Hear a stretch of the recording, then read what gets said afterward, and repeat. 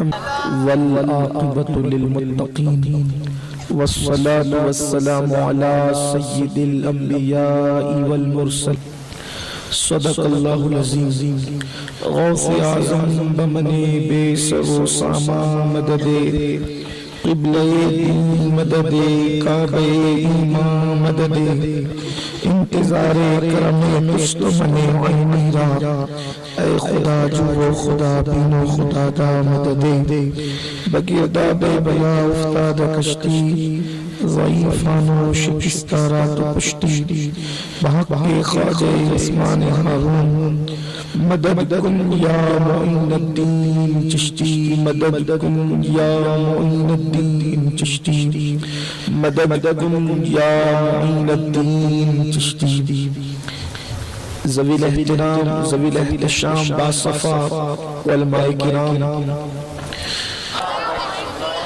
انتہائی عقیدت و محبت کے ساتھ اپنے اور ساری کائنات کے مرکز عقیدت انیس بے کساں چارہ ساز درد منداں، ہم غریبوں کے غم گسار، ہم فقیروں کی ثروت، شہر یار ارم تاجدار حرم نوبہار شفاعت، شب اسرا کے دولہا نوشہ بزم جنت، دانائے سبل مولائے کل ختم الرسل، خسرو خوباں سیاح لامکاں وجہ کل فقاں، در اللہ المکنون سر اللہ المخزون عالم ما کانا وما یکون، آب و گل انبیاء جانو دل اسفیاء، مطلع ہر سعادت مقطع ہر سیادت، خلاصہ کائنات فخر موجودات، حضور احمد مجتبی محمد مصطفیٰ، ارواحنا فدا صلی اللہ تعالی علیہ وآلہ وصحبہ وبارک وسلم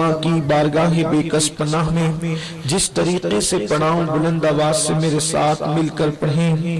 الصلاة والسلام علیکہ یا رسول اللہ، الصلاة والسلام علیکہ یا رسول اللہ، الصلاة والسلام علیکہ یا نبی اللہ، الصلاة والسلام علیکہ یا نبی اللہ، الصلاة والسلام علیکہ یا حبیب اللہ، الصلاة والسلام علیکہ یا حبیب اللہ، وعلا آلک و اصحابک یا نور اللہ، وعلا آلک و اصحابک یا نور اللہ، صلی اللہ تعالی علیہ وسلم۔ صلی اللہ تعالی علیہ وسلم۔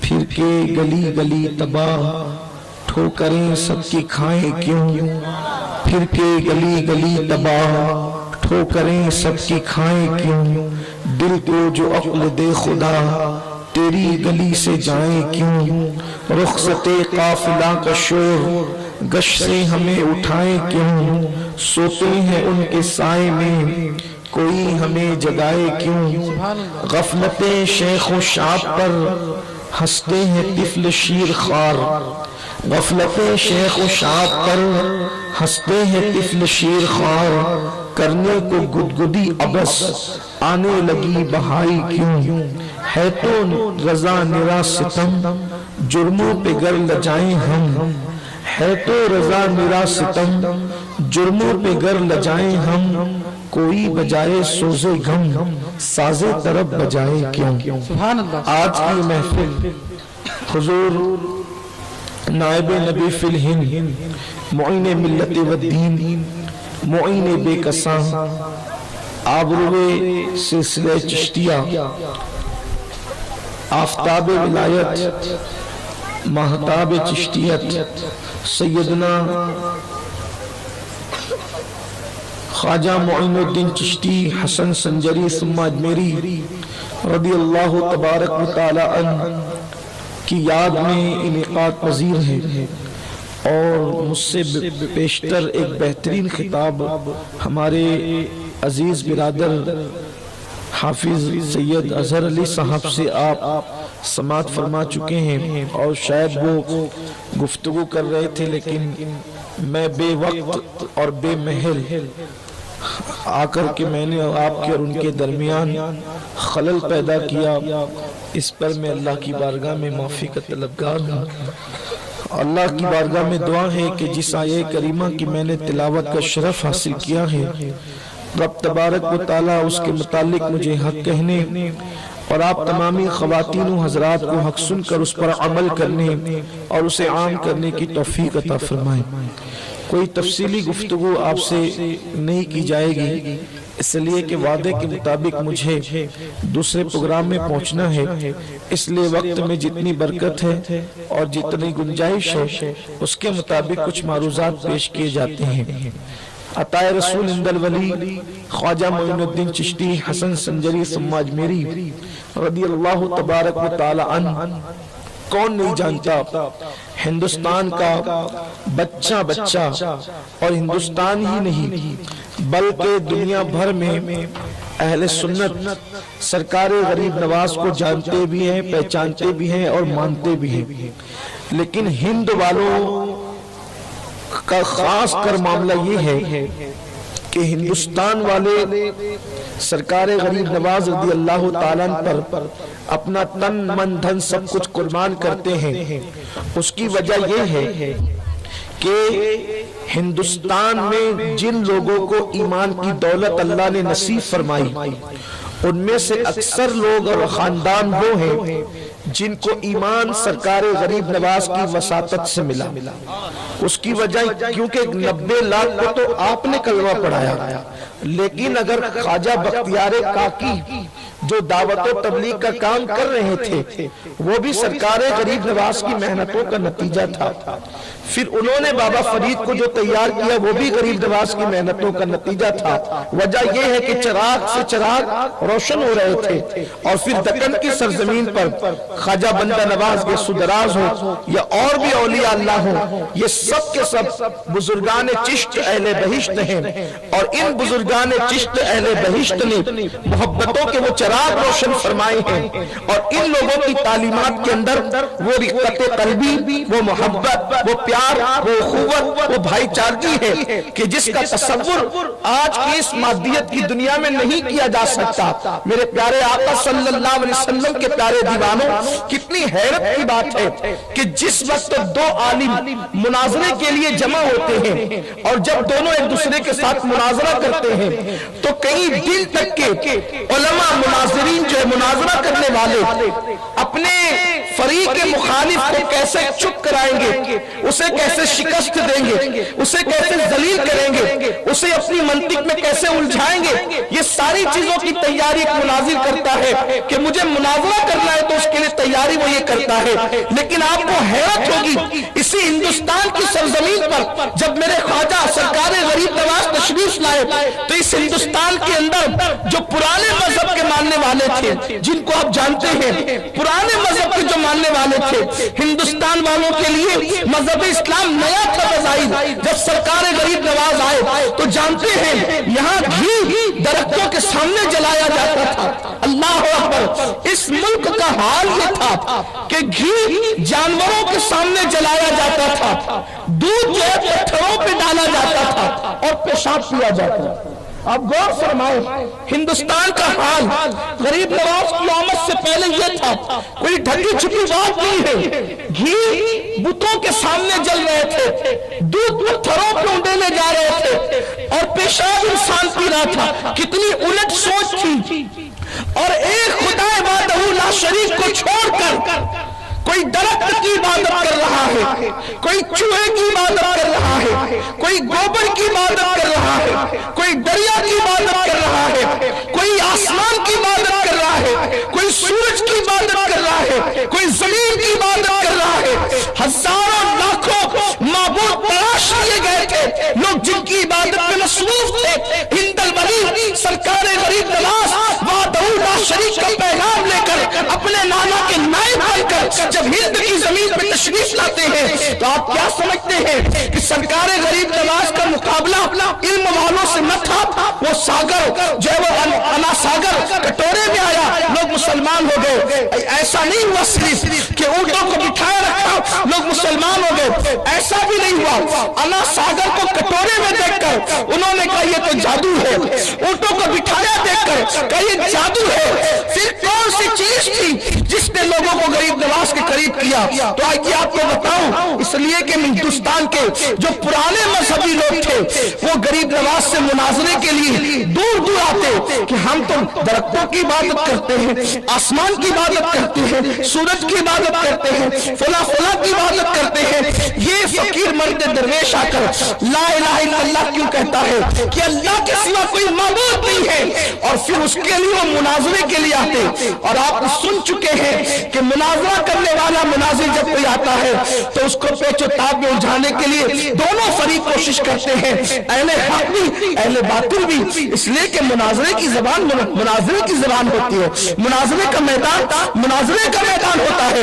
مگر قربان جائے ہندوستان کی تاریخ گواہ ہے کہ جب کوئی مناظرے کے لیے دور دراز سے چل کر غریب نواز کے پاس آتا کہ میں تم سے مناظرہ کرنا چاہتا ہوں تو سرکار غریب نواز فرماتے بہت دور سے آئے ہو، تھکے ماندے ہو، پہلے کھانا کھا لو، آرام کر لو، اس کے بعد پھر دیکھا جائے گا۔ سرکار غریب نواز کے اخلاق جب وہ دیکھتا آنے والا کہ میں تو مناظرے کے لیے آیا تھا، یہاں تو دسترخوان بچھایا جا رہا ہے، اور پھر وہ بھی چشتیوں کا دسترخوان کہ خود تو بھوکے رہتے ہیں اور مہمانوں کو سیر ہو کر کے کھلایا کرتے ہیں، یہ فکر کر کے لوگ مسلمان ہوتے چلے جاتے۔ میرے پیارے آقا علیہ السلام کے پیارے دیوانوں، اس کی مثال آپ کو نہیں مل سکتی۔ میں یہاں سرکار غریب نواز کی کرامتیں اگر پڑھوں تو جلسے کے عنوان کے حوالے سے بڑی ناانصافی ہوگی، اس لیے آئیے تعلیمات غریب نواز کی طرف چلتے ہیں اور دو تین باتیں پڑھ کر بات مکمل کرتے ہیں۔ حضور غریب نواز رضی اللہ تعالیٰ عنہ کی لکھی ہوئی ایک کتاب ہے جس کا نام ہے انیس الارواح۔ آپ نے اس کو خود لکھا ہے، لیکن چونکہ یہ آپ کے پیر و مرشد حضرت سرکار سیدنا خواجہ عثمان ہارونی کے ملفوظات ہیں، لکھنے والے غریب نواز ہیں اور ملفوظات ہیں خواجہ عثمان ہارونی کے۔ سلسلہ چشت اہل بہشت میں ملفوظات کی بڑی اہمیت ہے۔ ملفوظات کی، ملفوظ کہتے ہیں وہ الفاظ سے بنا ملفوظ، یعنی بزرگوں کی زبان سے نکلے ہوئے الفاظ، اور ملفوظات بزرگاں میں یہ خصوصیت ہے کہ بزرگ کے ملفوظات پڑھنا یا سننا اس کی برکت ایسے ہی ہے جیسے اس بزرگ کی صحبت میں بیٹھنا، یعنی بزرگ کی صحبت میں بیٹھنے کی جو برکت ہے ان کے وصال کے بعد ان کے ملفوظات سننے اور پڑھنے کی وہی برکت نصیب ہوتی ہے۔ تو اب سرکار غریب نواز رضی اللہ تعالیٰ عنہ ارشاد فرماتے ہیں کہ میں اپنے پیر و مرشد حضرت سیدنا خواجہ عثمان ہارونی رضی اللہ تعالیٰ عنہ کی زیارت کے لیے حاضر ہوا، اس لیے کہ یہ بھی بات آپ کو بتا دوں، سرکار غریب نواز 23 سال تک کم و بیش اپنے پیر کا بسترا لے کر اور سامان لے کر سر پہ اٹھا کے مرشد کے پیچھے پیچھے چلتے رہے اور پیر و مرشد کی خدمت کرتے رہے۔ پیر سے وہ بہت کچھ حاصل کیا، اور غریب نواز کے پیر و مرشد کوئی چھوٹے موٹے آدمی نہیں تھے۔ 2 انگلیوں کے درمیان انہوں نے غریب نواز کو 18,000 عالم دکھائے۔ 2 انگلیوں کے درمیان 18,000 عالم۔ میں حیران ہوں کہ مولا کائنات علی مرتضیٰ کی 14ویں پشت کا بیٹا حضرت خواجہ عثمان ہارونی نسب کے اعتبار سے مولا علی کی 14ویں پشت میں آتے ہیں۔ خواجہ عثمان ہارونی 14ویں پشت میں مولا علی کے اور امام حسین کی اولاد ہے۔ 2 انگلیوں کے درمیان 18,000 عالم دکھائے غریب نواز کو۔ اگر دیکھنے والا معین الدین حسن ہو تو عثمان ہارونی 2 انگلیوں کے درمیان 18,000 عالم دکھاتے ہیں۔ جب عثمان ہارونی کی یہ شان ہے تو عثمان غنی کی شان کیا ہوگی؟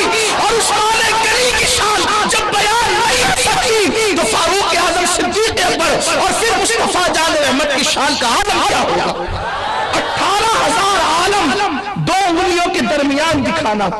ہو سکتا ہے شاید انٹرنیٹ کے دور سے پہلے لوگ کہیں گے کہ مولانا پھینک رہے ہیں کہ 2 انگلیوں کے درمیان کوئی 18,000 عالم کیسے دیکھ سکتا ہے، لیکن جب سے انٹرنیٹ کا دور آیا لوگوں کو پتا چل گیا کہ جب دنیا مٹھی میں آ سکتی ہے انسان کے بنائے ہوئے مشینوں میں دنیا مٹھی میں آ سکتی ہے، تو اللہ نے جن کے دلوں کو اپنی محبت کے نور سے منور کر دیا ہے، اگر ان لوگوں نے دکھا دیا تو بات یہ کوئی مشکل نہیں ہے۔ تو خواجہ عثمان ہارونی عبادت میں مصروف رہتے اور روزانہ چاشت کی نماز کے بعد سرکار غریب نواز ان کی بارگاہ میں پہنچتے تھے اور وہ ملفوظ یعنی باتیں کرتے تھے تو غریب نواز اس کو بعد میں لکھ لیتے تھے۔ بزرگان چشت کے یہاں چاشت کی نماز یعنی چشت اور چاشت میں بڑا چولی دامن کا ساتھ ہے۔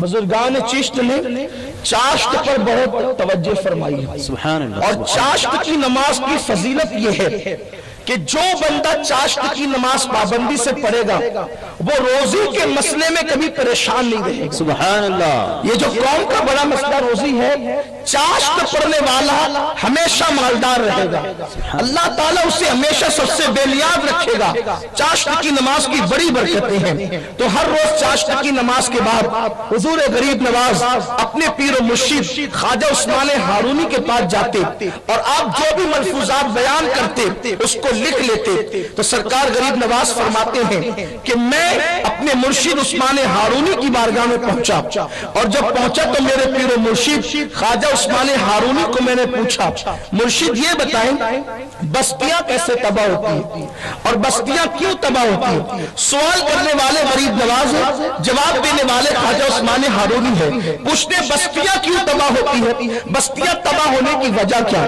اس لیے کہ وہ دور بھی ایسا دور تھا کہ کوئی بادشاہ کسی بستی میں پہنچتا اور پہنچنے کے بعد جب قلعہ فتح کرتا تو پھر لوگوں کا قتل عام ہوتا، لوگوں کو تباہ کر دیا جاتا، لوگوں کو کچل دیا جاتا، لوگوں کو برباد کر دیا جاتا۔ بادشاہ لوگ بستی میں جاتے تو خرابی پیدا کر دیتے ہیں۔ ہر نیا بادشاہ اپنی مرضی کے مطابق بستیوں کو کچل دیا کرتا تھا۔ تو سرکار غریب نواز نے سوال کیا، پیارے مرشد یہ بتائیں کہ بستیاں کیوں تباہ ہوتی ہے؟ تو خواجہ عثمان ہارونی نے اللہ کے رسول علیہ السلام کی ایک حدیث پاک پڑھی جس میں 3 وجوہات بستی کے تباہ ہونے کی ہے۔ بس اسی لیے اب یہ بات چونکہ غریب نواز کی تحریر ہے، عثمان ہارونی کی تقریر ہے اور اس میں اللہ کے رسول کی حدیث ہے، اس کا مطلب 3 برکتیں آج اس محفل کو نصیب ہوگی۔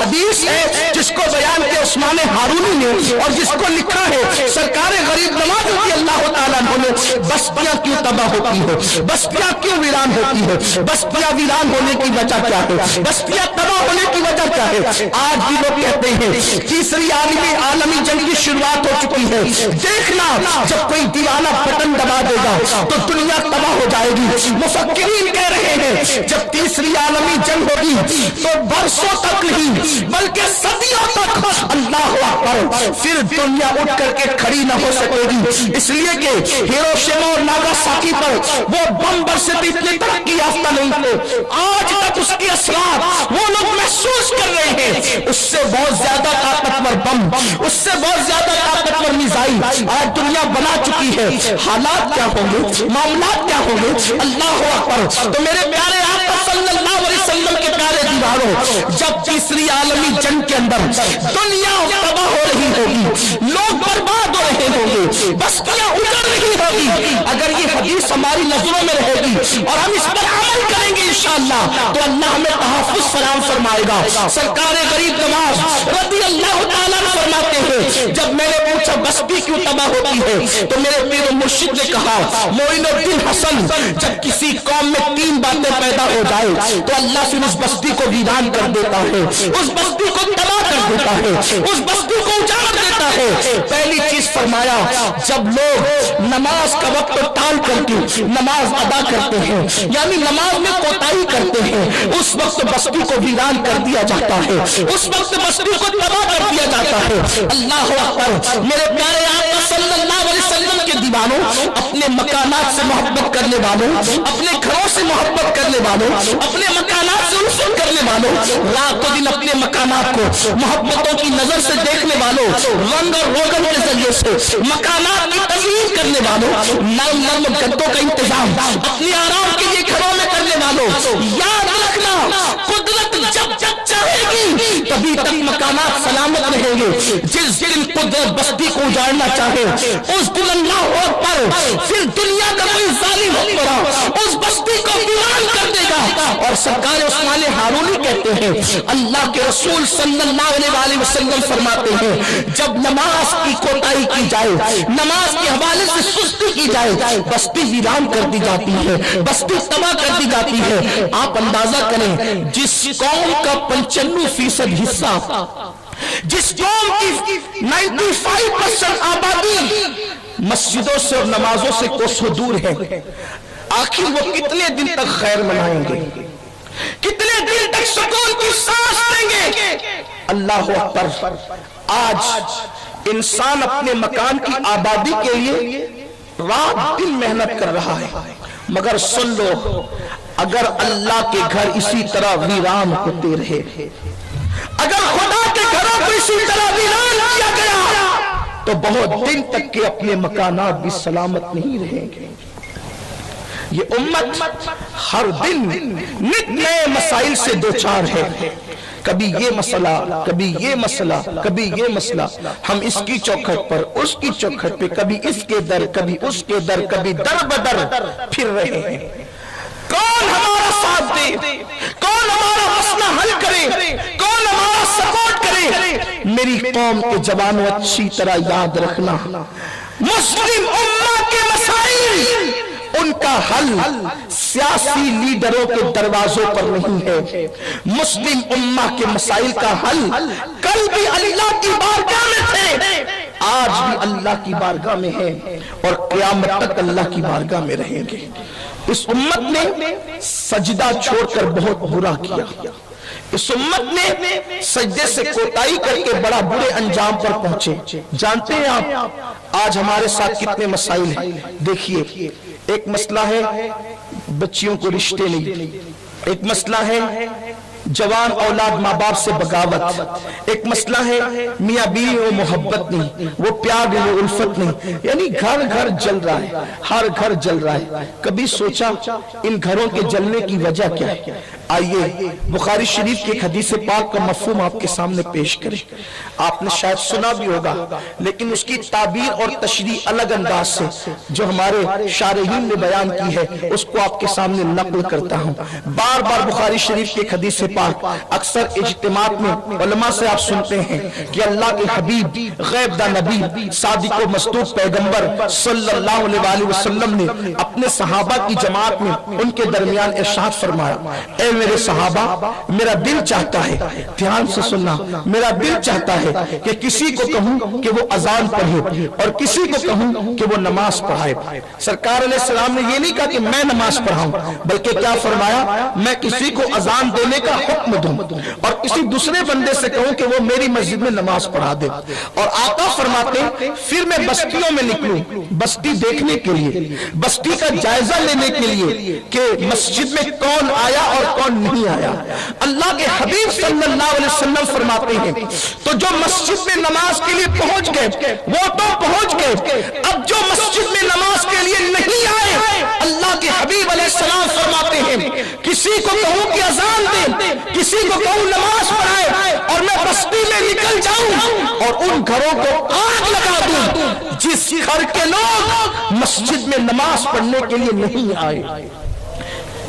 اللہ کے رسول کیا فرما رہے, فرماتے میں ان گھروں میں آگ لگانا چاہتا ہوں, ان گھروں کو جلا دینا چاہتا ہوں جس گھر کے لوگ مسجد میں نماز کے لیے نہیں آئے. اپنے گھروں سے پیار کرنے والوں, رات و دن محنت کر کے اپنے گھروں کو سجانے سنوارنے والوں, یہ رحمت للعالمین کا تیور ہے ان لوگوں کے لیے جو مسجد میں آ کر نماز نہیں پڑھتے, جو مسجد میں نماز کے لیے حاضر نہیں ہوتے. فرمایا میں چاہتا ہوں کہ گھروں کو آگ لگا دوں جس گھر کے لوگ مسجد میں نماز پڑھنے کے لیے نہیں آئے ہو. اللہ اکبر. اتنا سننے کے بعد یہ قوم کہتی ہے دیکھو نماز پر کیسی تاکید فرمائی, بے نمازی سے کیسے نفرت کا اظہار فرمایا. لیکن سنو سنو, شارحین کہتے ہیں دوسری حدیث کے ذریعے سے اس حدیث کو سمجھنے کی ضرورت ہے. دوسری حدیث کون سی ہے جو اس حدیث کو سمجھاتی ہے, حدیث کی شرح حدیث کرتی ہے ام المومنین سیدتنا عائشہ صدیقہ رضی اللہ تعالیٰ عنہا. हम सब की अम्मी जान महबूबा महबूब रब्बुल आलमीन इरशाद फरमाती है कि मैं देखती हूँ कि अल्लाह के रसूल अलैहिस्सलाम जब किसी चीज की चाहत कर लेते हैं, जब किसी चीज को चाहते हैं, किसी चीज की तमन्ना करते हैं, तो अल्लाह उनकी तमन्ना को पूरा करने में बहुत जल्दी करता है, बहुत उल्लत से काम लेता है। अल्लाह अकबर। उम्मुल मोमिनीन कहती है अल्लाह अपने नबी की चाहत को पूरा करने में बहुत जल्दी करता है। मिसाल के तौर पर हुजूर अलैहिस्सलाम ने 4 रकत वाली नमाज शुरू की, दूसरी रकत में ख्याल आया कि काश बैतुल मुकद्दस जो किबला है वो किबले की बजाय मेरे दादा का बनाया हुआ किबला काबा किबला बन जाए, यानी काबतुल्लाह किबला बन जाए। हुजूर को दूसरी रकत में ख्याल आया बैतुल मक़दिस की बजाय काबा किबला हो जाए। अल्लाह अकबर। अल्लाह ने उनकी मुराद, उनकी ख्वाहिश, उनकी तमन्ना पूरी करने में कितनी जल्दी की कि तीसरी रकत भी होने नहीं दिया।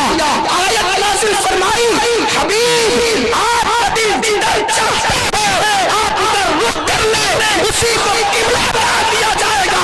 अल्लाह अकबर।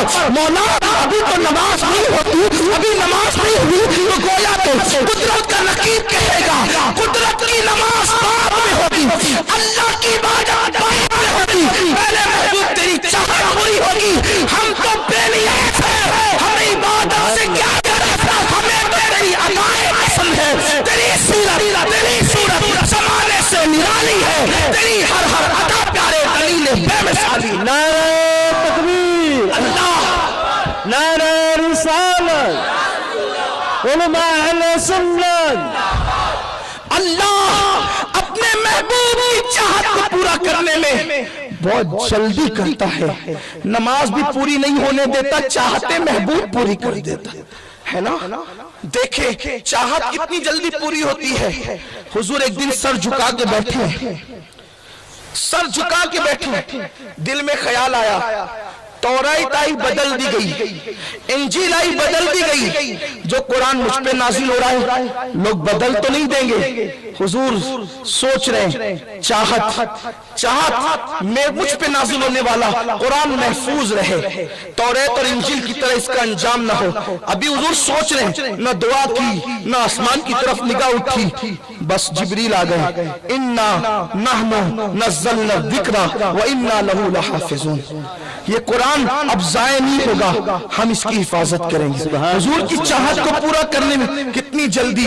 अल्लाह के हबीब अलैहिस्सलाम से पूछा या रसूल अल्लाह, और उम्मतों की उम्रें लंबी थी, हमारी उम्र छोटी है, अब बताएं उनकी नेकियां ज्यादा होगी, हमारी नेकियां कम होगी। हुजूर ने सर झुका लिया।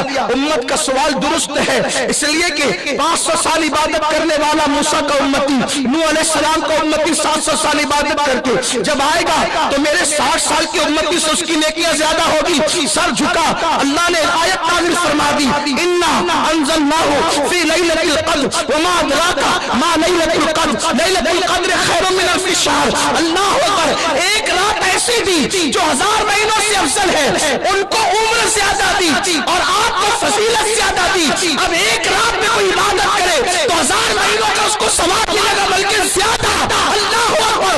उनके 700 साल की नेकियां होगी तो 700 साल के गुनाह भी होंगे, लेकिन आपकी उम्मत के 60 साल के गुनाह होंगे और हजारों साल की नेकियां होगी, इसलिए नेकियां ज्यादा हो जाए।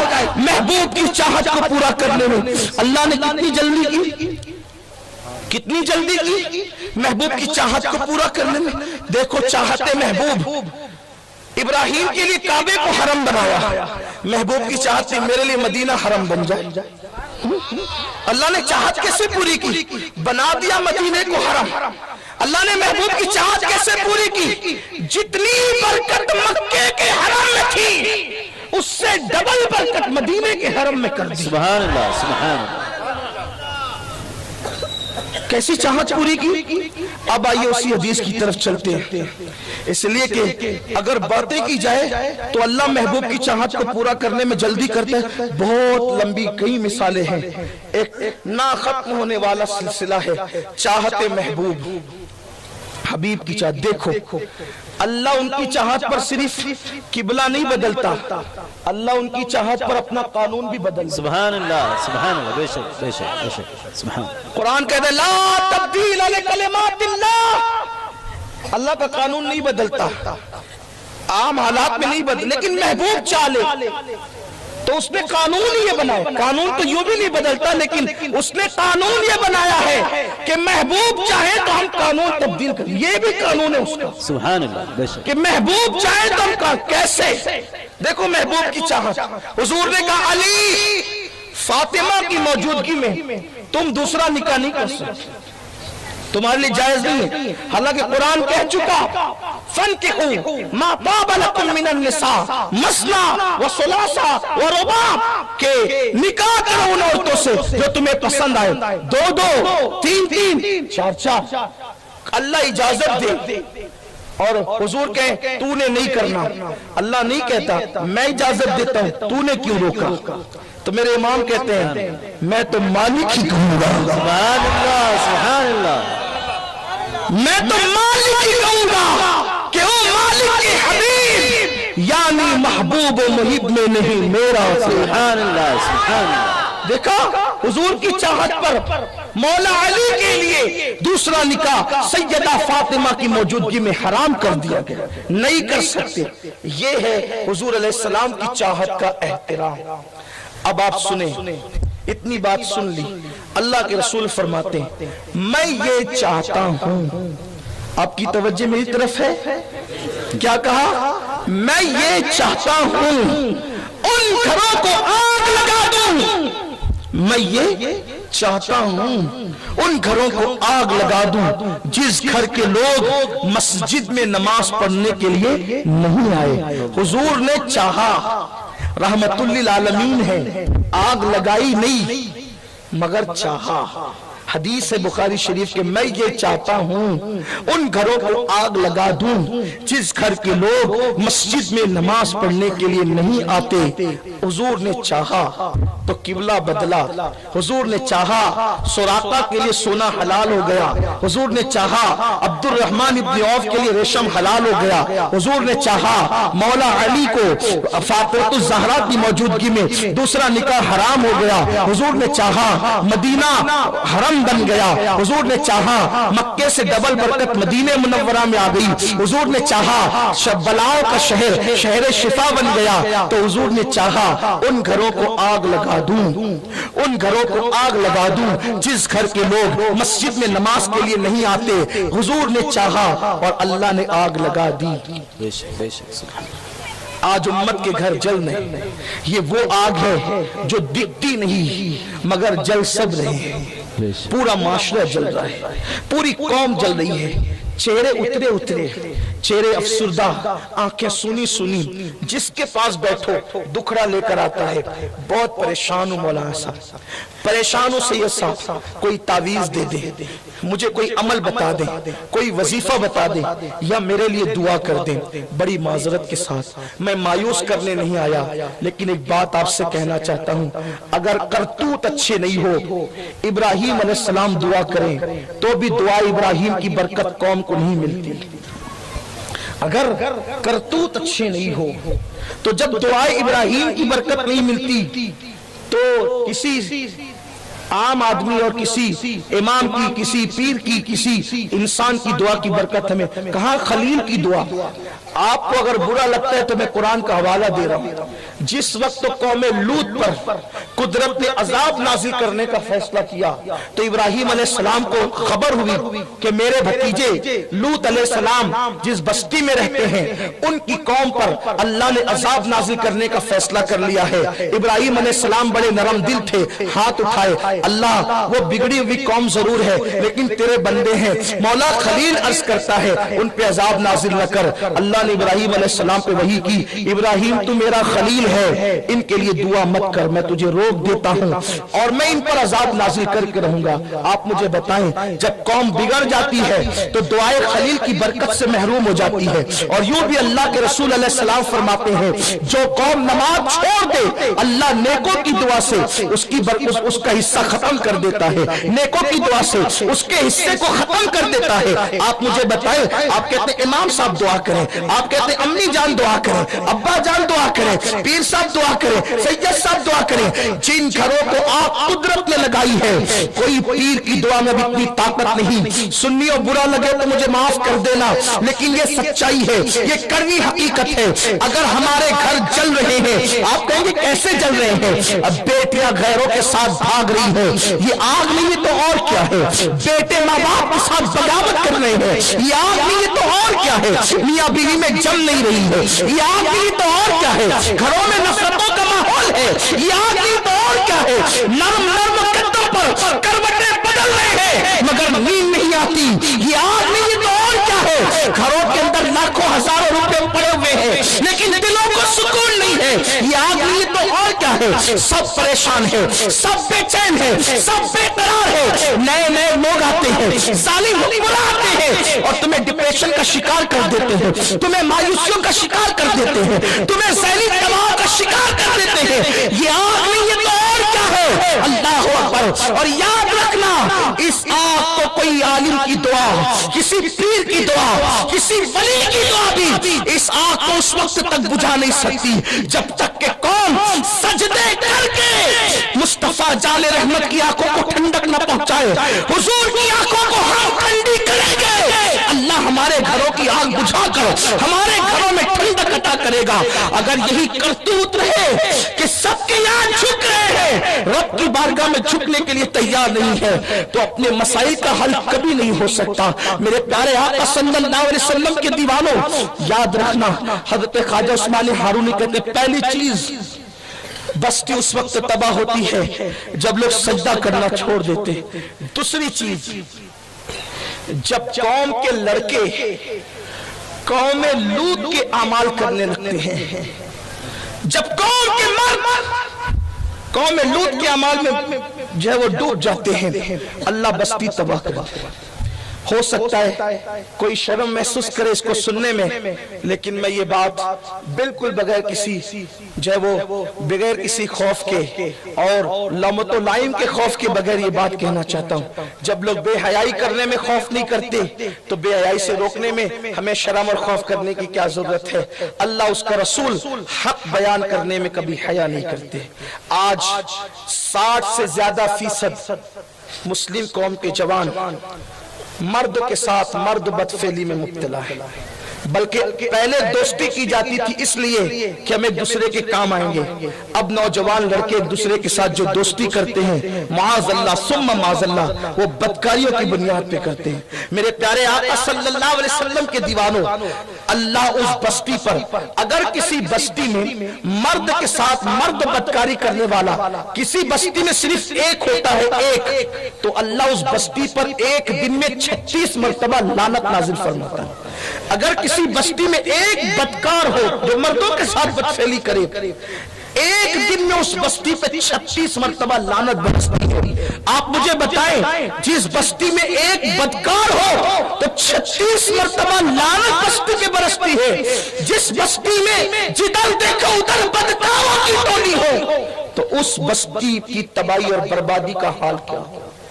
آپ جانتے ہیں یہ بدکاری اور بدفعلی جس میں آج ہمارے جوان فلمیں دیکھ کر، سیریل دیکھ کر اور انٹرنیٹ کی گندی فلمیں دیکھ کر جس بدکاری کے اندر مبتلا ہے، مرد مردوں کے ساتھ، عورتیں عورتوں کے ساتھ، اس کا انجام کیا ہے؟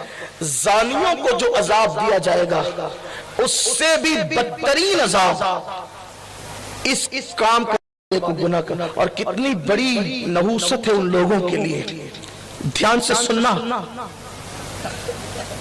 جو مرد کے ساتھ بدکاری کرے وہ کہیں بھی مرے، فرشتے اس کو کہیں بھی دفن ہو، فرشتے اس کو اٹھا کر فوری طور پر قوم لوط جہاں ہے وہاں لے جا کر کے اس کو دفنا دیتے ہیں۔ اور قوم لوط جہاں ہے اس بستی پر اب بھی لعنت برس رہی ہے۔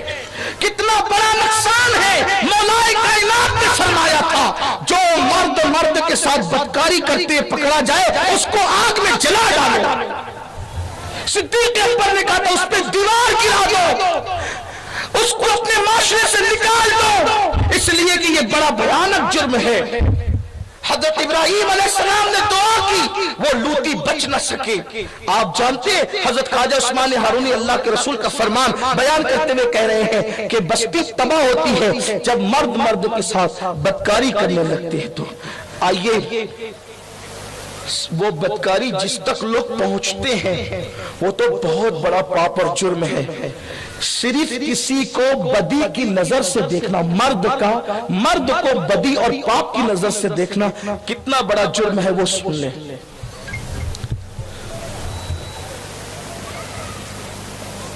حافظ ابن قیم جو ابن تیمیہ کے شاگرد ہیں، انہوں نے اپنی کتاب میں لکھا ہے ایک روایت کہ جب کوئی مرد کسی مرد کو پاپ کی نظر سے دیکھتا ہے اور دیکھنے کا عادی ہو جاتا ہے تو اللہ تعالیٰ اس کے بدن میں ایک مخصوص بدبو پیدا کر دیتا ہے۔ یعنی کسی گناہ پر یہ وعید نہیں ہے، بھئی بے نمازی انسان ہو جو نہ بے نمازی ہو، اس کو گناہ ملتا ہے مگر اس کے بدن میں بدبو پیدا نہیں۔ یہ پسینے کی بدبو الگ ہے اور وہ گناہ کی بدبو الگ ہے۔ غور کریں آپ، بے نمازی کو بھی یہ سزا نہیں ملی، جواری کو بھی یہ سزا نہیں ملی۔ اللہ کے رسول صلی اللہ علیہ وسلم کے غلاموں سوچو، یہ وہ شخص روایت لکھ رہا ہے جو روایت لکھنے کے اعتبار سے جو وہ بڑی چھان بین کرتا ہے۔ اس کا معاملہ محدثین کے یہاں یہ بہت زیادہ محتاط ہے۔ میں اس کی کوئی تعریف نہیں کر رہا ہوں، اس لیے کہ وہ طبقہ بڑا تہمات پرست ہے، وہ جلدی سے کسی پہ اعتبار نہیں کرتا۔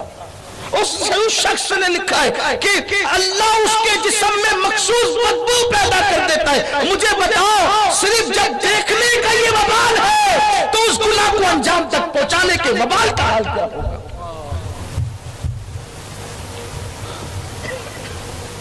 ایک بزرگ فرماتے ہیں کہ میں حافظ قرآن تھا، حافظ قرآن، اور اپنے پیر و مرشد حضرت خواجہ حسن بصری کے ساتھ ایک بازار سے جا رہا تھا تو ایک یہودی کا لڑکا بڑا خوبصورت تھا، وہ جا رہا تھا، میں نے اس کی طرف دیکھا اور میرے دل میں الگ الگ خیال ہے۔ میرے پیر خواجہ حسن بصری نے کہا کیا دیکھ رہے ہو؟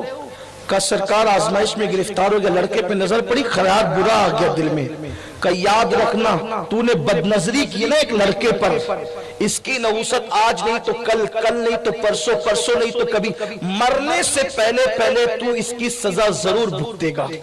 اور وہ بزرگ فرماتے صرف 3 سال بیتے تھے، 3 سال میرا چہرہ کالا پڑنا شروع ہوا اور جو میں حافظ قرآن تھا میرا حفظ قرآن میں بھول گیا۔ میں کئی ولیوں کی چوکھٹ پہ گیا اس مراد کو لے کر، کئی ولیوں کی چوکھٹ پہ گیا اس مراد کو لے کر، لیکن کئی میری مراد پوری نہیں ہوئی، چہرہ سیاہ پڑ گیا تھا اور پھر میرا حال یہ تھا میں قرآن بھول گیا تھا اور وہ جو معرفت میرے دل میں تھی وہ ساری لذت اور الفت ختم ہو گئی تھی۔ آپ جانتے ہیں اکثر لوگوں کا معاملہ یہ ہے، بہتوں کو تو نماز کی توفیق نہیں، ہر تقریر میں ارادہ کرتے ہیں انشاءاللہ آج سے نماز پڑھیں گے، لیکن اٹھتے تو نماز کی توفیق نہیں، اور اگر مسجد پہنچ جائیں تو مسجد میں دل نہیں لگتا، ایسا لگتا ہے جیسے کوئی کانٹے چبو رہا ہے، جیسے کوئی بھگا رہا ہے، جیسے کوئی ڈنڈا پیچھے لے کر کے کھڑا ہے، نہ نماز میں دل لگے نہ مسجد میں دل لگے، وسوسات، برے خیالات، عجیب عجیب معاملات۔ جانتے ہیں سید الطائفہ حضرت جنید بغدادی فرماتے ہیں جب کوئی قوم کسی پر بدکاری، جب کوئی قوم کسی پر بد نظری کرتی ہے تو اللہ اس قوم سے عبادت کی لذت کو چھین لیتا ہے، پھر اس کو عبادت میں لطف نہیں آتا، پھر اس کو عبادت میں لذت نہیں آتی۔ مسلمانوں بتاؤ اپنے ہاتھوں سے اپنے پیر پہ کڑاڑا ہم نے مارا ہے، ورنہ اللہ کی عزت کی قسم جن کو نماز کی لذتیں ملی انہوں نے تو پھر تلواروں کی سائے میں نماز ادا کی، جن کو نماز کی لذت ملی انہوں نے تو پیٹ پہ پتھر باندھ کر نماز ادا کی، جنہیں نماز کی لذت ملی انہوں نے بیٹے کی میت پڑی ہوئی ہے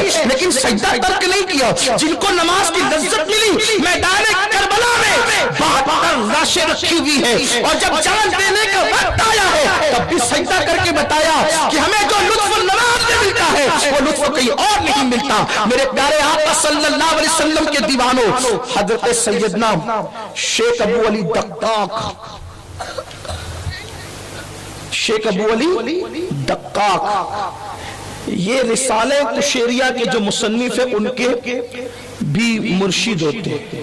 شیخ ابو علی دقاق، ان کو استاد بڑے بڑے صوفیہ نے، یہ رسالہ قشیریہ کا تعارف آپ اتنا سمجھ لیں کہ بابا فرید جیسے لوگ اس رسالے کا درس اپنے مریدوں کو دیتے تھے. یہ رسالہ قشیریہ ہے. فرید جیسے لوگ جسے پڑھتے ہیں، بابا فرید جیسے لوگ، کیسا یہ رسالہ ہوگا. اور اس رسالے کی شان یہ ہے، یہ بارگاہ رسالت میں مقبول ہے، اور جس گھر میں رکھا رہے اس گھر میں کبھی چوری نہیں ہوگی، جس گھر میں رکھا رہے اس گھر میں کبھی آگ نہیں لگے گی. یہ رسالہ قشیریہ ہے. اس رسالے کے مصنف کے استاد شیخ ابو علی دقاق 70 سال تک، میرے جوان دھیان سے سننا، آج ایک مائنڈ بنتا جا رہا ہے فیشن پرست مسلمانوں کا. جب تک گناہ فیشن کے طور پہ کیے جا رہے تھے تب بھی تباہی تھی، مگر اتنی نہیں تھی. اب نیکیاں فیشن کے طور پہ ہو رہی ہیں. فیشن پرست نیک، فیشن پرست پرہیزگار، فیشن پرست متقی، کچھ نہیں ملنا ہے، کچھ حاصل نہیں ہونا. ہم فیشن پرست مسلمان بنے ہیں. وہ کیسے؟ نماز پڑھو سب معاف. پوچھو یہ نماز میں فرائض کتنے ہیں؟ کہ مولانا نہیں پتا. پھر نماز کا مطلب کیا؟ صرف پیشانی زمین پہ ٹیک کر کے ماتھا کالا کرنا ہے. یہ ہے، یہ فیشن پرستی ہے نیکی کے حوالے سے. مسجد میں داخل ہوں گے، جیب سے رومال نکالیں گے، سر پہ باندھیں گے، 4 رکعت نماز پڑھی، 2 رکعت نماز پڑھی، دعا بھی نہیں کی، بھاگ گئے. یہ فیشن پرستی ہے. عبادت کے حوالے، نیکیوں کے حوالے سے، نمازوں کے حوالے سے کیا ہے؟ مسجد کی ٹوپی لی، سر پہ رکھی، نماز پڑھی. کیا پڑھا نماز میں؟ بیچارہ 4 رکعت پوری پڑھ گیا، نہ منہ ہلا، نہ ہونٹ ہلے، نہ زبان ہلی. اور آج کل لوگ کہتے ہیں چھوڑو مولانا، جیسے بھی پڑھتے پڑھنے تو دو. یہ مولانا لوگ بڑی مشکل پیدا کرتے ہیں. مولانا مشکل نہیں پیدا کرتے. اگر جیسی بھی پڑھو قبول تھی تو آئیڈیل بھیجنے کی ضرورت کیا تھی؟ قدرت کہہ دیتی جیسے بھی چاہو پڑھو ہم قبول کر لیں گے، لیکن محبوب بھیجا. محبوب کسے کیا پتا محبوب بھیجنا کتنا اہم ہے. کوئی محبوب بھی بھیجتا ہے لوگوں میں، کوئی محبوب بھی بھیجتا ہے لوگوں میں. محبوب بھیجنا غیرت عشق کے خلاف سمجھا جاتا ہے. محبوب بھیجنا لوگوں میں غیرت عشق کے خلاف. میں اللہ کو نہیں کہہ رہا ہوں، صرف سمجھانے کے لیے بھی، بات آگے آئے گی پوری ہوگی. یہ میرے عزیز، جب تو اپنا محبوب لوگوں کے درمیان نہیں بھیجتا، تو غیرت عشق کے خلاف سمجھتا ہے، تو قدرت اپنا محبوب لوگوں کے درمیان بھیج دے. مگر ہاں، قدرت کریم ہے، رحیم ہے، رحمان ہے، بھیجا، مگر ساتھ ہی ساتھ محبتوں کی غیرت کو بھی محفوظ کیا. کہ آئیڈیل کے طور پہ بھیجیں گے تو صحیح، مگر ہمارے محبوب کو پھر ہمارے سوا کوئی دیکھ نہیں سکے گا. اپنی غیرت کے 70,000 پردے محبوب کی ذات میں ڈال کے بھیجیں گے کہ گار میں رہنے والا ابو بکر بھی ان کی حقیقت کو نہ پا سکے گا، اور سدرات میں رہنے والا جبریل بھی ان کی حقیقت کو نہ پا سکے گا. بستر پہ ساتھ رہنے والی ازواج مطہرات بھی ان کی حقیقت کو نہ پا سکیں گے. ہزاروں جبرائیل الجھے ہوئے ہیں کرتے منزل میں، نہ جانے کس بلندی پر ہے کاشانہ محمد کا. نعرہ تکبیر، یا رسول اللہ، یا رسول اللہ، زندہ باد، زندہ باد، اللہ اکبر. ارے غیرت کے پردے ڈال کے بھیجے، اسی لیے تو فرقے بن گئے، ورنہ فرقے بنتے کیوں تھے؟ اگر کوئی کپڑے کا ایک پردہ ڈال کے اسٹیج پر آئے تو مجمع میں گروپ بن جائیں گے. کوئی کہے گا میر القادری، کوئی کہے گا حافظ اظہر، کوئی کہے گا مولانا صاحب، کوئی کہے گا پیر صاحب، کوئی کہے گا فلاں صاحب، کوئی کہے گا فلاں صاحب. جتنے منہ اتنی باتیں اور اتنے گروپ. تو اللہ نے محبوب پر ایک کپڑے کا نہیں، اپنی غیرت کے 70,000 پردے ڈال کر بھیجے. اسی لیے کوئی گاؤں کا چودھری کہہ گیا، کوئی بڑا بھیا کہہ گیا، کوئی اپنے جیسا بشر کہہ گیا، لیکن جن کو صفہ والوں کی عشق کی گرمیاں نصیب ہوئی، انہوں نے کہا بھیا چودھری ڈاکیا اور کیا کہنے والے بدبختوں، تم نے انگریزوں کی میل سے یہ فکر حاصل کی ہے. جنہوں نے صفا کے چبوترے سے فکر حاصل کی تو کہا کہ جس پر غیرت کے 70,000 پردے ہیں اس کی حیثیت کو جب جبریل متعین نہ کر سکے، ابو بکر متعین نہ کر سکے، عائشہ صدیقہ متعین نہ کر سکی، جس کو بدعت و منی کہا جب وہ فاطمہ متعین نہ کر سکی تو میں کیا متعین کروں؟ تو پھر آواز یوں نکلتی ہے صفا کے چبوتروں سے فکر لینے والوں کی، سرور کہوں کہ مالک و مولا پاک خلیل کا گل زیبا. سبحان اللہ سبحان اللہ. نہیں بات سنے، کہا نہیں کہوں تجھے، کہہ دیا نہیں. یہی تو شاعری امام احمد رضا. واہ واہ واہ. یہی تو عشق امام اہل سنت. کہوں گا، کہہ دیا نہیں، فیصلہ نہیں کیا. کیا کہا؟ سرور کہوں کہا نہیں. مالک و مولا کو پاک خلیل کا گل زیبا کہوں تجھے. پھر کیا کیا کہوں؟ ہرما نصیب ہوں، تجھے امید گے کہوں. میں اس زمین پہ یہ نعت پڑھ رہا ہوں جس زمین پہ اردو پیدا ہوئی ہے. بے شک اگر آپ سمجھ نہیں سکتے تو اس میں ہماری کوئی غلطی نہیں ہے. ہرما نصیب ہوں، تجھے امید گے کہوں. جانے مراد کانے تمنا کہوں. جانے مراد، جانے مراد، مرادوں کی جان، جانے مراد. لوگ مراد کہتے ہیں جانے مراد، پھر کہہ نہیں دیا کہوں تجھے، متعین نہیں کیا. جانے مراد کہتے ہیں متعین نہیں کیا. پھر کیا کہا؟ پورا کلام پڑھے تو وقت جاتا ہے لیکن میرے پاس وقت نہیں ہے. پروگرام والے جو اگلے پروگرام کے منتظمین ہیں وہ پیچھے سے میرے چہرے کو دیکھتے سوالیہ نگاہوں سے، تو میرا دل چاہتا ہے کہ ان کا دل نہ ٹوٹے، اس لیے کہ میری اپنی طبیعت میں یہ بات ہے کہ کتنی بھی نیکیاں چھوٹ جائیں اتنا نقصان نہیں ہوتا، لیکن دل خوش کرنے والی نیکی کبھی نہیں چھوٹنا چاہیے. تو ان لوگوں کا دل نہ ٹوٹے اس لیے صرف اب آخری کی طرف آتے ہیں کہ کہتے ہیں تیرے تو وصف عیب تناہی سے ہے بری. دیکھا، تیرے تو وصف عیب تناہی سے ہے بری. حیران ہوں میرے شاہ، حیران ہوں میرے شاہ.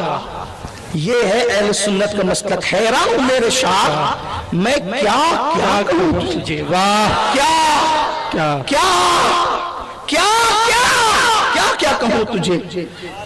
ارے آپ کیا کہیں گے؟ کیا کیا میں تو بہت گنجائشیں آتی. خدا کہیں گے، خدا کا بیٹا کہیں گے، کیا کہیں گے؟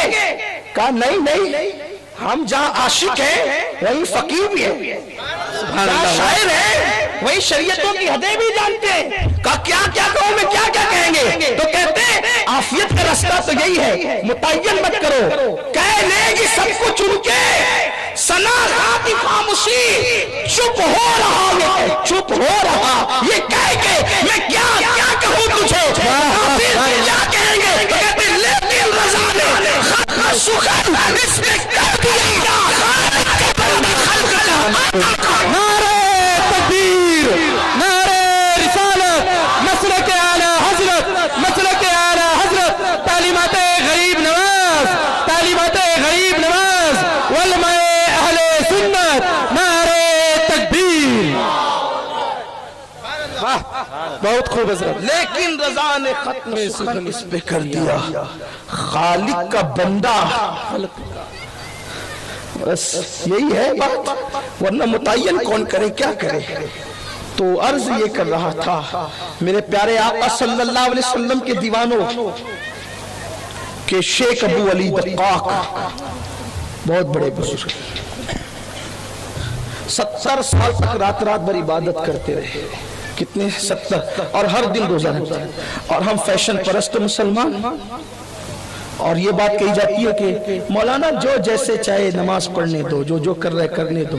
آئیڈیل بھیجا قدرت نے، اور اس آئیڈیل نے کیا کہا؟ جیو جی میں آئے ویسے مت پڑھو. کیا کہا؟ تعین کیا، صلو کما رأیتمونی اصلی، جیسے میں نماز پڑھتا ہوں مجھے جیسے نماز پڑھتے دیکھتے ہو ایسے پڑھو. کیسے بھی نہیں، جیسے مجھے پڑھتے دیکھتے، جیسے مجھے. ہاں ایک بات مجھے اور یاد آئی یہاں کیا فرمایا؟ یہ نہیں کہا، توجہ آپ کی، مشکل تو نہیں ہو رہی بات، ہاں توجہ آپ کی، یہ نہیں جیسے میں پڑھتا ہوں، سرکار نے یہ کہ جیسے میں پڑھتا ہوں ویسے پڑھو، یہ نہیں کہا، کیونکہ جانتے ویسے تو جبریل بھی نہیں پڑھ سکتے، جیسے میں پڑھتا ہوں ویسے تو صدیق بھی نہیں پڑھ سکتے، کیوں؟ اس لیے کہ حضور جیسی نماز کون پڑھے؟ ارے حضور کا سونا اور کسی کا عبادت کرنا جب دونوں برابر نہ ہو سکا، کیونکہ ان کا سونا کیا ہے؟ وہ سو جائے تو معراج منامی، وہ جاگے تو خدا سے ہم کلام، ان کے سونے جیسا کسی کا سجدہ نہیں ہو سکتا، تو ان کے سجدے جیسا کسی کا سجدہ کیسے ہو سکتا؟ تو پتا چلا جب کوئی ان کے جیسا نیند میں برابر نہیں ہو سکتا تو سجدے میں کوئی ان کے برابر کیسے ہو سکتا؟ یہ نہیں کہا کہ جیسے میں نماز پڑھتا ہوں ویسے پڑھو، کہا وہ کچھ نہیں، کوئی نہیں کر سکے گا، پھر نماز کیا ہوگی؟ میرے جیسی تو کوئی پڑھ بھی نہیں سکتا۔ حضور یعنی میں نہیں، میں نقل کر رہا ہوں حضور کی بات، آپ کو شبہ نہیں ہونا چاہیے، حضور جیسی کوئی نہیں پڑھ سکتا۔ تو کافر جیسے مجھے دیکھتے ہو، حضور نے کہا صلو کما رائیتمونی، رائیتا اور رائیتمونی، جیسے مجھے پڑھتے دیکھتے ہو، ہاں جیسے مجھے پڑھتے، اس کا مطلب یہ کہ جس کے دیکھنے میں جتنا توجہ ہوگا، جس کے دیکھنے میں جتنی گہرائی ہوگی وہ اس کے مطابق پڑھے گا، دیکھے گا۔ اسی لیے صدیق اکبر نے دیکھا تو اس طرح پڑھا، فاروق اعظم نے دیکھا اس طرح پڑھا، عثمان غنی نے دیکھا اس طرح پڑھا، علی پاک نے دیکھا اس طرح پڑھا، حسن پاک نے دیکھا اس طرح پڑھا، حسین مجتبیٰ نے دیکھا اس طرح پڑھا، سیدہ فاطمہ نے دیکھا، اماں عائشہ نے دیکھا، جس نے جیسے دیکھا اس طرح پڑھا۔ مجھے جیسے پڑھتے دیکھتے ہو ویسے پڑھو۔ اب وہ روایتیں ہم تک چلی آئی، ایسے پڑھا ایسے پڑھا ایسے پڑھا۔ ایک بات، اگر حضور علیہ السلام کی دیکھی ہوئی نماز، پڑھتے دیکھتی ہوئی نماز اگر ہم پڑھیں، دھیان ہے آپ، اگر ہم حضور والی نماز پڑھیں، مولوی والی نہیں، حضور والی نماز۔ مولوی والی نماز کیا ہے؟ کہ نماز میں حضور کا خیال آئے تو مولوی صاحب نے لکھا ہے میں اس کی طرف نہیں جاتا، میری طبیعت بھی اس طرف اب نہیں جاتی ہے، کیونکہ میں سوچتا ہوں کہ محبوب کا ذکر ہو تو پھر مردود کے ذکر سے مزہ کرکرا نہیں ہونا چاہیے، لیکن صرف پہلے بہت طبیعت اس طرف جاتی تھی اس لیے، لیکن اب نہیں جاتی، اس لیے کہ دل میں یہ عجیب سا خیال آتا ہے کہ مگر کہیں کہیں ضرورت کے مطابق پھر اعوذ باللہ پڑھنا ہوتا ہے۔ ہاں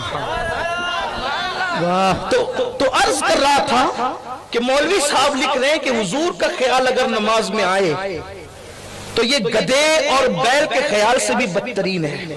اور آگے بھی ایک عبارت لکھی ہے، وہ عورتیں بھی بیٹھی، میں نہیں پڑھنا چاہتا، اس کو جو دیکھنا چاہتا ہے وہ دیکھ لے، جو وہ صراط مستقیم اور تقویت الایمان کی طرف رجوع کر لے، وہ اس کو سمجھ میں آ جائے گا کہ کیا کیا لکھا ہے۔ بہرحال اس طرف نہیں جاتے، لیکن اگر یہ کہ حضور نے کہا جیسے مجھے پڑھتا دیکھتے ویسے پڑھو، تو اس میں حضور کا خیال آنا ہی آنا ہے، سبحان اللہ، بے شک اس میں حضور کا خیال آنا ہی آنا ہے۔ کیوں؟ ایک چھوٹی سی بات بتاتا ہوں، میرا بچپنا تھا، آپ کے قریب کے کرکٹر تھے جو بڑے مشہور تھے، اور اکثر ہمارے اسکول کے لڑکے، میرے دوست احباب، جب بھی کرکٹ کھیلتے تھے تو ان کی نقل کرتے، ہمیشہ سے رائے جو بہت مشہور کرکٹر ہوتا ہے لوگ اس کی نقل کرتے ہیں، صحیح، مشہور ہیرو ہوتا ہے لوگ اس کی نقل کرتے ہیں، یہ نصیب کی بات ہے، کوئی کسی کی کرتا ہے، کوئی کسی کی کرتا ہے، کوئی اپنے محبوب رسول اللہ کی کرتا ہے۔ اور قریب بھی آپ کے کرکٹر تھے تو ان کی نقل کرتے تھے، انہی کی طرح بال، انہی کی طرح چلنا۔ تو اس میں ایک نقل کا پہلو یہ بھی تھا جو مجھے یاد آتا ہے میرے بچپن کی بات، کہ اس کرکٹر صاحب نے تعویذ پہن رکھا ہوتا تھا، اور جب وہ میدان میں دوڑتے تھے تو وہ تعویذ اچھلتا تھا۔ ٹھیک ہے، شاید کسی کو ماضی یاد آ گیا، وہ تعویذ اچھلتا تھا۔ تو میں نے دیکھا کہ اس گھرانے کے لڑکے بھی پھر تعویذ لینے لگے ہمارے علماء سے، جن کے تعویذ پہننا شرک تھا، صرف کرکٹر کی محبت میں۔ اور وہ سارے بچے پھر اس وقت ٹی شرٹ کا اتنا دور نہیں تھا، تو وہ بنیان پہن کر تعویذ باہر کر کے اسی طرح دوڑتے تھے تاکہ وہ تعویذ اسی طرح اچھلے جیسے وہ کرکٹر صاحب کا اچھلتا تھا تعویذ. لیکن جو خاص بات کہنی ہے وہ یہ کہ جب کوئی بیٹسمین جس سینئر بیٹسمین کی نقل کرتا ہے تو جب وہ گیند مارتا ہے وہ خود مار رہا ہوتا ہے لیکن جس کی نقل کر رہا ہوتا ہے تصور میں وہ ہوتا ہے کہ اس نے یوں گھمایا تھا. جب کوئی بالر کسی گیند پھینکنے والے کی نقل کرتا ہے تو ذہن میں وہ ہوتا ہے وہ جس کی نقل کر رہا ہوتا ہے. کیوں؟ اس لیے کہ اس کو دیکھ کر جس نے بلہ گھمایا تصور میں وہ آیا, جس کو دیکھ کر اس نے گیند پھینکا تو جس کی نقل کر رہا تصور میں وہ آیا, جس کو دیکھ کر دوڑا تصور میں وہ آیا. پتا چلا نقل جس کی جاتی ہے جس کام میں اس کام کے وقت یاد اس کی آتی ہے. حضور کہتے ہیں صلو کما رأیتمونی اصلی, جیسے مجھے پڑھتے دیکھتے ہو ویسے پڑھا کرو. رکوع میری نقل میں, قیام میری نقل میں, سجدہ میری نقل میں, تاکہ جب رکوع کروگے یاد آئے گا میرا نبی یوں جھکا تھا تو میں بھی جھک رہا ہوں, تو نبی کی یاد آتی جائے گی, نماز مکمل ہوگی. مسلک اعلی حضرت, مسلک اعلی حضرت علماء اہل سنت, نعرہ تکبیر. عبادت نام ہے تیری گلی میں آنے جانے کا, تصور میں تیرے رکھنا ریاضت اس کو کہتے ہیں. واہ واہ, بہت خوب حضرت, بہت خوب, سبحان اللہ. اب بتائیں جب حضور کی دیکھی ہوئی نماز پڑھی جائے گی, حضور کو دیکھ کر تصور تو خیال تو جب کرکٹر کا خیال کرکٹ کھیلتے وقت آ سکتا ہے, تو نماز کے وقت جس کی نقل ہو رہی ہے نماز کیا ہے؟ قدرت نے کہا اقیم الصلاۃ, نماز قائم کرو. کیسے کرو نہیں بتایا, حبیب کھڑا ہو گیا تو قیام بنا, محبوب جھک گیا پوری محبوبانہ اداؤں کے ساتھ تو رکوع ہو گیا, محبوب کی عاجزی کی انتہا کر دی اسی کو سجدہ کہہ دیا گیا, محبوب بیٹھ گئے تو ایک قعدہ ہو گیا, اور محبوب نے رخسار دائیں بائیں کر لیا اسی کو سلام کہہ دیا گیا. لیکن گفتگو ابھی مکمل نہیں ہے, پھر کبھی انشاءاللہ وقت مکمل ہو گیا ہے. اگر گفتگو کے درمیان کوئی غلطی ہے تو اللہ معاف کرے, ہم سب کو عمل کی توفیق عطا فرمائے.